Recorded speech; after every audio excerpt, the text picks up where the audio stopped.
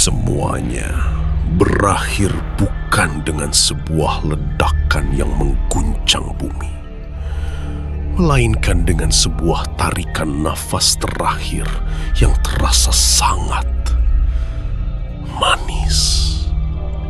Terlalu manis, hingga indera perasa seolah lumpuh oleh sensasi yang memuakkan. Saat raga Baskoro benar-benar lenyap, terurai menjadi partikel-partikel atom di dalam cahaya merah yang membara dari ketel nomor 9. Seluruh mesin di pabrik gula Sari Sukma mendadak berhenti. Lengkingan gir baja yang tadi memekakkan telinga, desis uap yang menyerupai jeritan ribuan bayi, dan tarian gila para buruh kristal di lantai produksi, semuanya membeku dalam satu detik yang niskala.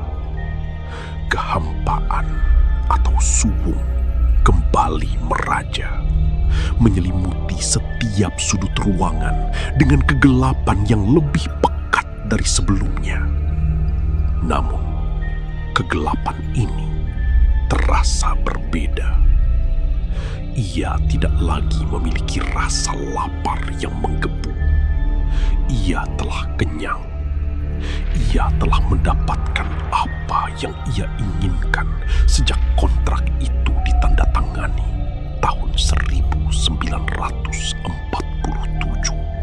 Fajar akhirnya menyingsing di Cakrawala Jenggala. Namun, matahari yang muncul pagi itu tidak membawa kehangatan yang menyelamatkan. Sinarnya tampak pucat, seperti cahaya lampu di bangsal rumah sakit jiwa, menyinari kepulan asap putih yang keluar dari cerobong pabrik yang menjulang tinggi. Asap yang membawa aroma melati busuk bercampur bau amis darah ke seluruh penjuru desa. Di dalam gudang penyimpanan yang lembab, ribuan karung goni telah terisi penuh secara otomatis oleh sistem yang tak lagi membutuhkan campur tangan manusia. Jika kau membuka salah satu karung itu, kau akan melihat pemandangan yang tidak lazim. Butiran gula di dalamnya tidak lagi putih bersih seperti kristal salju.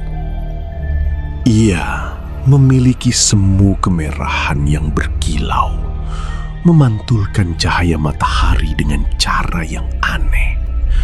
Seolah-olah setiap butiran itu memiliki kehidupan mikroskopis di dalamnya. Inilah hasil akhir dari efisiensi organik Insinyur Van de Berg. Inisinasi dari ambisi kolonial yang bertemu dengan ilmu hitam tanah Jawa. Inilah kristalisasi dari penderitaan Baskoro, Mbah Darmo, dan ribuan jiwa tak bernama lainnya yang telah dilebur menjadi satu komoditas yang siap dikonsumsi oleh dunia yang tidak pernah curiga. Waktu, dalam sifatnya yang paling kejam, terus bergulir. Tahun 1947 perlahan-lahan hanyalah menjadi angka yang terkubur dalam buku sejarah yang berdebu di perpustakaan nasional yang jarang dikunjungi. Pabrik gula Sari Sukma berkali-kali berpindah tangan, melewati rezim demi rezim, kepemilikan demi kepemilikan. Setiap pemilik baru datang dengan rencana modernisasi. Namun setiap kali mereka mencoba menyentuh ketel nomor 9, sesuatu yang buruk akan terjadi. Berita tentang kecelakaan kerja yang aneh muncul di surat kabar lokal setiap beberapa tahun sekali. Tentang pekerja yang tiba-tiba hilang tanpa meninggalkan jejak. Atau tentang penemuan bercak merah kental yang tidak pernah bisa dibersihkan pada mesin penggilingan meskipun telah digosok dengan bahan kimia paling kuat sekalipun. Namun, roda industri tidak pernah peduli pada nyawa. Industri hanya peduli pada hasil. Selama dunia masih haus akan rasa manis, selama manusia masih mencari kenikmatan instan di ujung lidah mereka, Sari Sukma akan terus berdenyut di tengah kegelapan Jenggala. Ia telah menjadi entitas yang mandiri, sebuah ekosistem yang makan dan berkembang biak melalui penderitaan yang dikemas dengan rapi. Baskoro sendiri tidak pernah ditemukan. Namanya tidak pernah tercatat di nisan manapun. Bagi dunia luar, ia hanyalah seorang pengawas malam yang pengecut. Seorang pria yang melarikan diri dari tanggung jawabnya dan menghilang di telan bumi pasca perang. Namun bagi mereka yang memiliki kepekaan niskala, mereka yang tahu cara mendengarkan detak jantung bumi yang terluka, Baskoro masih ada di sana. Suaranya terkadang terdengar di antara derit pipa uap saat malam mencapai puncaknya.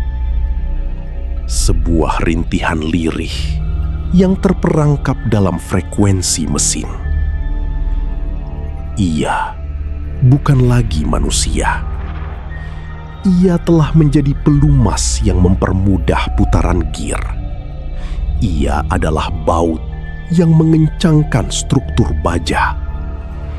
Ia adalah bagian dari irama wayahe giling yang tidak akan pernah mengenal kata usai. Sekarang, mari kita bicara tentang realita yang sesungguhnya. Mari kita bicara tentangmu. Kau yang saat ini sedang duduk dengan nyaman, mendengarkan arsip terlarang ini dengan rasa aman yang palsu di dalam kepalamu. Kau mungkin berpikir bahwa ini hanyalah sebuah cerita horor fiktif, sebuah dongeng pengantar tidur untuk memacu adrenalinmu sejenak sebelum kau kembali ke rutinitas harianmu. Namun, pernahkah kau benar-benar bertanya-tanya dari mana asal-muasal rasa manis yang kau nikmati setiap harinya? Pikirkan tentang gula yang kau larutkan dalam secangkir teh hangatmu pagi ini. Pikirkan tentang butiran putih yang kau campur dalam adonan kuemu, atau pemanis yang mengalir deras dalam minuman kemasan yang kau tenggak saat kau merasa haus. Kau pikir itu hanyalah hasil olahan tanaman tebu yang diperas oleh mesin-mesin modern di pabrik yang bersih. Kau pikir sains dan teknologi telah membuang jauh-jauh sisa-sisa mistisme dari proses produksi makananmu. Ketahuilah, di dunia yang kita pijak ini, tidak ada yang benar-benar hilang. Energi penderitaan tidak bisa dihancurkan oleh hukum termodinamika manapun. Ia hanya berubah wujud. Gula merah dari Sari Sukma tidak pernah berhenti diproduksi. Selama puluhan tahun, produk itu telah didistribusikan ke seluruh penjuru negeri, melintasi samudra luas, masuk ke dalam jutaan dapur keluarga, dan perlahan-lahan menyatu ke dalam sel-sel tubuh manusia. Rasa manis yang luar biasa, yang terkadang membuat tenggorokanmu terasa sedikit gatal dan perih. Itu bukan sekedar reaksi kimiawi. Itu adalah memori dari teriakan yang tak terdengar.